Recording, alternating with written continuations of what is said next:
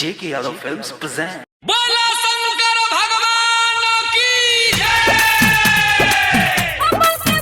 J.K. Yadav Films.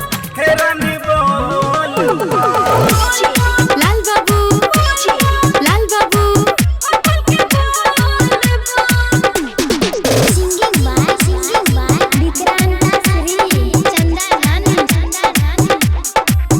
भीड़ लागल छै देवघर में सावन के सोमवारी।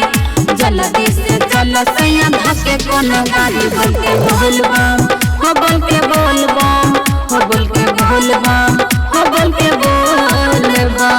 चलो हेरानी दोनों कावर उठेबे, कावर उठा के दोनों देवघर जइबे। बोल के बोलबम, हो बोल के बोलबम, हो बोल के बोलबम, हेरानी बोलबम, हो बोल के बोलबम, हेरानी बोलबम। लाल बाबू, लाल बाबू। शिव शंकर भगवान की रिमझिम रिकॉर्डिंग स्टूडियो सिमरी बख्तियारपुर। हेरानी बोलबम, पिन के जेबै गरबा सारी बाबा बासुकी दुआरी। दोनों संग मिलके करबै भोला जी पे जल ढारी। सुनै छियै नीलकंठ के महिमा छै भारी। दर्शन करे जुटे यहाँ नर और नारी, नर और नारी।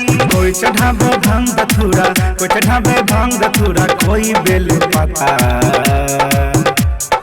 इनका में भावै छै दूध दही माथा। बोलो बोलबम, हो बोलो बोलबम, हो बोलो बोलबम, ए रानी बोलबम, J.K. हो बोल के बोलबम, हे रानी बोलबम। लाल बाबू, लाल बाबू। बोले बाबा बासुकीनाथ की रिमझिम रिकॉर्डिंग स्टूडियो सिमरी बख्तियारपुर।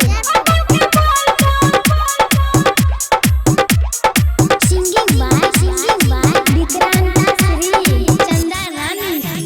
साले साल अइबा बाबा तोरे जल चढ़ेबा बाबा। गोदी में लालन ना दे दा तोरे गुना गइबा बाबा।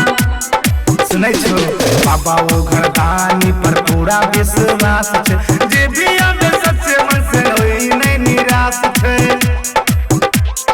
गुड्डू आशीष चंदा रानी गुड्डू आशीष भोले के दीवाना। डीजे पर बाजे विक्रंता के गाना। बोलो बोलबम, हो बोलो बोलबम, हो बोलो बोलबम, हे रानी बोलबम। Rimjhim recording studio Simri Bakhtiyarpur. J.K. Yadav Films.